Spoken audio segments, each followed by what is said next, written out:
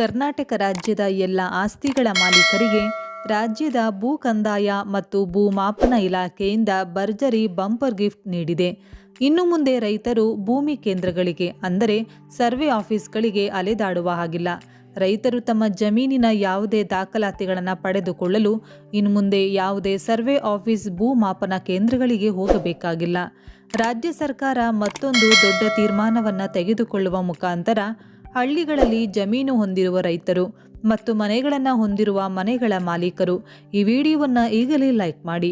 ಮತ್ತು ಕರ್ನಾಟಕ ರಾಜ್ಯ ಸರ್ಕಾರ ಮತ್ತೊಂದು ದೊಡ್ಡ ನಿರ್ಧಾರವನ್ನು ತೆಗೆದುಕೊಳ್ಳುವ ಮೂಲಕ ಜಮೀನುಗಳ ಆಸ್ತಿ ಮಾಲೀಕರಿಗೆ ಮತ್ತು ಗ್ರಾಮೀಣ ಪ್ರದೇಶದಲ್ಲಿ ಮನೆಗಳನ್ನು ಹೊಂದಿರುವ ಮನೆಯ ಮಾಲೀಕರಿಗೆ ಭರ್ಜರಿ ಬಂಪರ್ ಗಿಫ್ಟ್ ನೀಡಲಾಗಿದೆ. ತಪ್ಪದೇ ವಿಡಿಯೋವನ್ನು ಕೊನೆಯವರೆಗೂ ನೋಡಿ. ರಾಜ್ಯದಲ್ಲಿ ಭೂ ದಾಖಲೆ ಡಿಜಿಟಲೀಕರಣಕ್ಕೆ ವೇಗ ನೀಡಲಾಗಿದ್ದು, ನಕಲಿ ದಾಖಲೆ ಸೃಷ್ಟಿ ವಂಚನೆಗೆ ಸಂಪೂರ್ಣ ಕಡಿವಾಣ ಬೀಳಲಿದ್ದು, ಕಂದಾಯ ಇಲಾಖೆ ದಾಖಲೆಗಳು ಎಲ್ಲ ಆನ್ಲೈನ್ನಲ್ಲಿಯೇ ಸಿಗಲಿದೆ.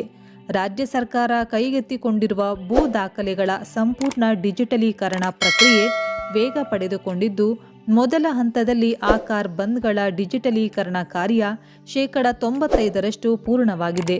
ನಕಲಿ ದಾಖಲೆ ಸೃಷ್ಟಿ ಮತ್ತು ದಾಖಲೆ ತಿದ್ದುವ ಮೂಲಕ ಜನಸಾಮಾನ್ಯರನ್ನ ವಂಚಿಸುವ ಕ್ರಮಗಳಿಗೆ ಕಡಿವಾಣ ಹಾಕಲು ಕಂದಾಯ ದಾಖಲೆಗಳು ಸಾರ್ವಜನಿಕರಿಗೆ ಸುಲಭವಾಗಿ ಸಿಗುವಂತೆ ಮಾಡಲು ಭೂ ದಾಖಲೆ ಡಿಜಿಟಲೀಕರಣ ಕಾರ್ಯ ಕೈಗೊಳ್ಳಲಾಗಿದೆ. ತಾಲೂಕು ಮಟ್ಟದ ADLR ಕಚೇರಿಗಳಲ್ಲಿರುವ ಎಲ್ಲ ರೆಕಾರ್ಡ್ ರೂಮ್ಗಳನ್ನು ಡಿಜಿಟಲೈಸ್ ಮಾಡಲು ಭೂ ದಾಖಲಾತಿಗಳೊಂದಿಗೆ ಸಂಬಂಧಿಸಿದ ಮಾಲೀಕರ ಆಧಾರ್ ಜೋಡಣೆಯ ಕಾರ್ಯ ನಡೆಯುತ್ತಾ ಇದೆ. 2012ರಿಂದ 2021ರವರೆಗೆ ನೋಂದಣಿಯಾದ ಸುಮಾರು 2 ಕೋಟಿ ಆಸ್ತಿಗಳನ್ನು ಸ್ಕ್ಯಾನ್ ಮಾಡಿ ಡಿಜಿಟಲೀಕರಣ ಮಾಡಲಾಗುತ್ತಿದೆ. 2025ರ ಒಳಗೆ ರಾಜ್ಯದ ಎಲ್ಲ ತಾಲೂಕು ಕಚೇರಿಗಳನ್ನು ಕಾಗದರಹಿತ ಮಾಡುವ ಗುರಿ ಹೊಂದಲಾಗಿದೆ.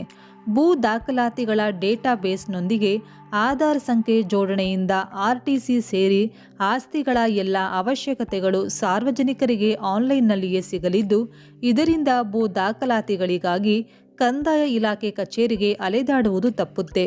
ವಿಳಂಬ ಮತ್ತು ಭ್ರಷ್ಟಾಚಾರಕ್ಕೂ ಕಡಿವಾಣ ಬೀಳಲಿದೆ.